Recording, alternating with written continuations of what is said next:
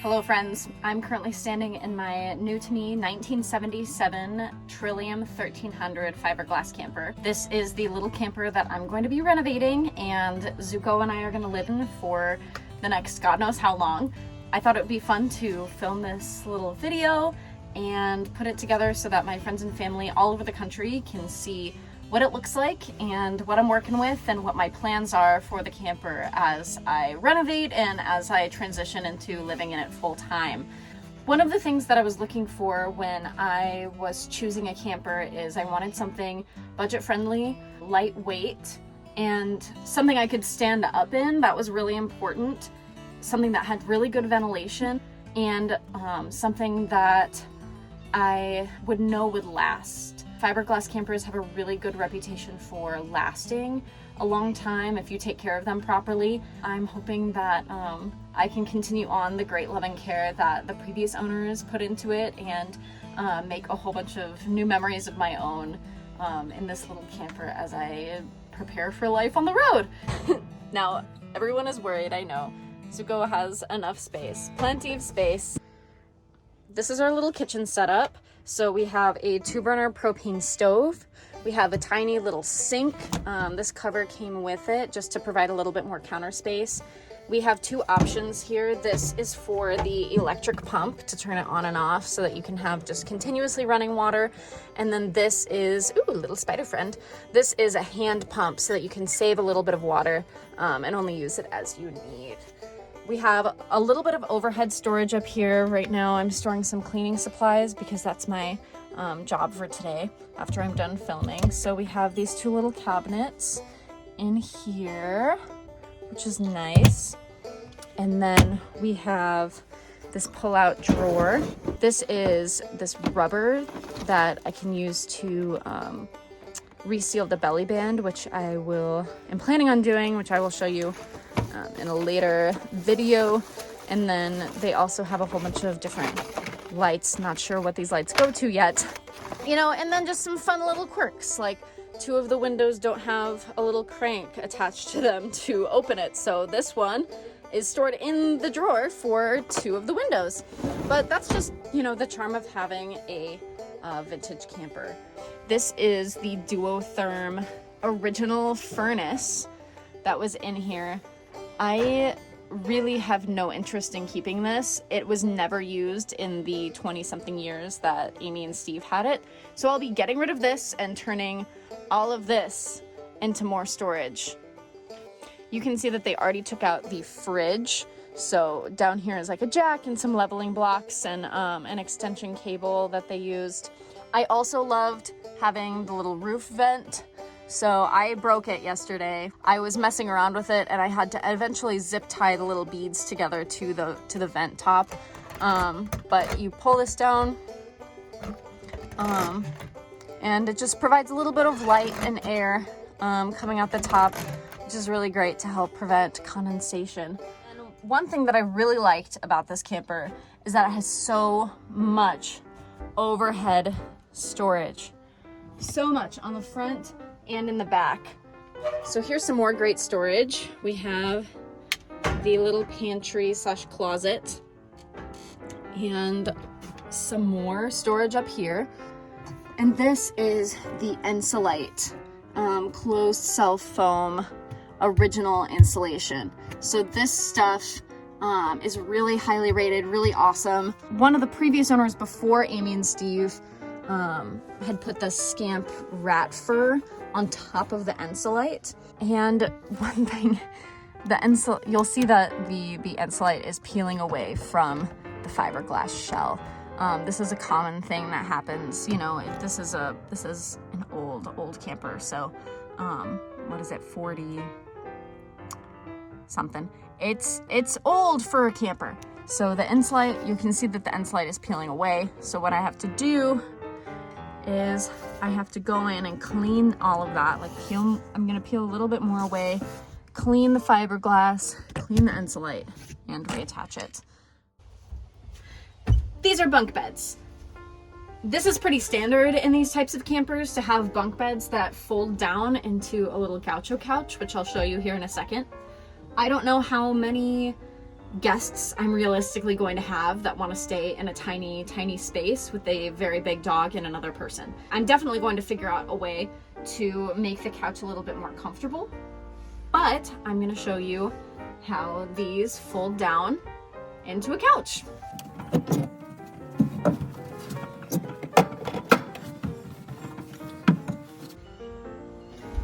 Now, this is the thing. We have a really nice reclining moment here, but I would love for a little bit more sitting space. Right now it sits at kind of an angle so that you can't fully sit your whole boot down here, and definitely not a big 75-pound dog. So I'm going to be working on getting that figured out. Here we're sitting at our little dinette. Zuko can get up on those so that he can see outside and maybe enjoy a little meal with me. If I decide to convert my bed into a dinette, this is where I'll do a lot of work. Of course, that is dependent on what kind of sleeping system I come up with. Kind of unsure about that right now.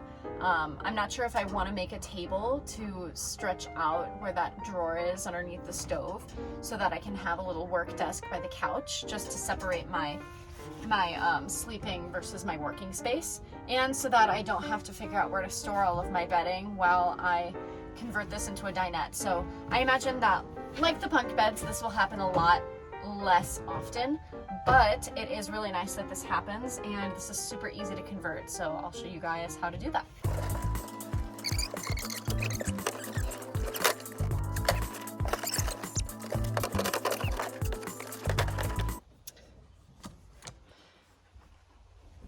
So one thing I noticed is there's a little bit of mold on that.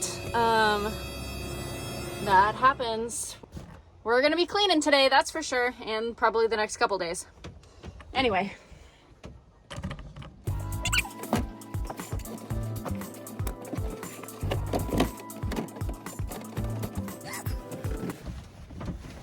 Come on up. Good boy. And that's our little bed situation. These are the original cushion covers for the couch, for the bed, the couch, dinette, whatever you're gonna call it. So that's really cool. Like I said, I just want to do a deep clean on this. And it's not an exact science transitioning the dinette to the bed, but I'm gonna figure it out. That's probably the third time that I've done it, so learning curve, gotta move the cushions first. There's enough room for a little zucchini and me. And hopefully stretch out. Yeah, there's enough room. There is enough room for all of us. Yeah, there is enough room.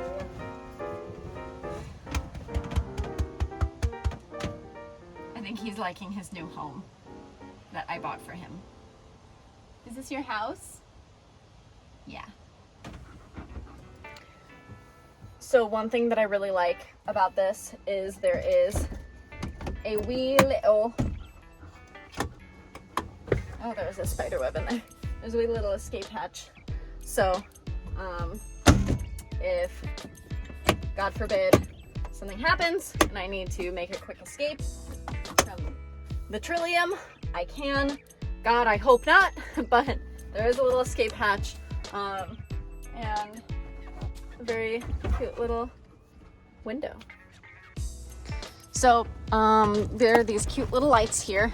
One right there, one right there, one right there, and one right there, and one right there. So there's lights, but they're connected to, I don't remember if these are battery or shore power lights. I am hoping to boondock, so I probably will not be using them in that way. I will have to figure that out. You'll see on the windows, there are these beautiful, beautiful blinds. They're gonna have to go. I don't love the blinds, but that is okay. I really want to make some cute curtains and get that all situated there. So cool beans. Oh, also under the bed, this is storage. This is usually where the battery was kept, that's usually where the battery is on other campers. Mine is in the front. So here is a whole bunch of storage space under the bed. Ooh. And here on the other side of the bed is the water tank, which I will be taking out. It was not used for over 20 years. God knows what is inside of it. I will be taking out the water tank and using this for more storage as well. Now, what I really love about these campers, and that Zuko really loves, is that we have more storage. So there's storage under here. They were using some AstroTurf. There's also some like little jacks for stability. The zucchini. The zucchini. Oh, wow. Oh, thank you. And there are also these little drawers. Again, great, awesome. This is for the awning. Yes, there's a cute little awning. I probably won't put that up today because I really need to clean and this takes longer than I thought it would. But then you can also access them from under here. So I'm not going to show that, but you can see those little wood panels. They lift up and they give us access to the outside. Now, one thing I really love about this camper is the fact that one of the previous owners installed a folding screen door, so I can have even more ventilation opening up my door. I'm gonna have to figure out a better way to keep it closed because it doesn't like to stay closed by itself. So I've been looping this little elastic tiny bungee there. But yeah, otherwise it'll just kind of slide open by itself. Anyway, okay. Okay, one thing I really love about the Trillium is the fact that you can have the front and the back windows open. So unlike the Scamps or the Bowlers that I was looking at, these windows fully come open and provide cross ventilation long ways as well as short ways across the camper, which is a huge game changer for me. These open outward, so hopefully I'll be able to have them open in the rain, which will be really nice. So here's the propane storage and battery storage. I do have a tiny little Coleman like camp stove that I'd rather use than the one inside, just because I'd rather have the counter space and I'd like the option to cook outside and to keep smells and condensation out of the camper as much as possible. One of the previous owners did extend the tongue on this so that it's a little bit easy to back up. I backed it up from the road. It was great, super great, super simple. Yeah, I don't know exactly what I'm gonna do with the battery. This is a deep cycle battery, a gel deep cycle battery. I don't know how I'm gonna do my power exactly yet. I have a couple of ideas, but I'd like to keep it as simple as possible. Like the water and the furnace and everything, I'd rather take it out and have it be as simple as possible so I don't have to worry about winterizing. I can just continue to live. So we'll see what happens with that. All right, that's the tour.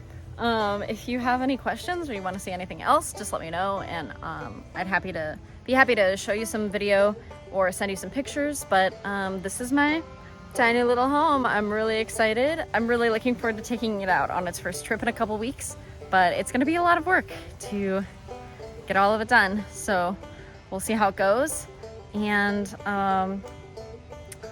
I hope to be able to post updates. Like I said, just a little diary to keep track of where I've been, what I'm doing, and what changes I've made. So thanks for watching, and Zuko says it's time to get to work.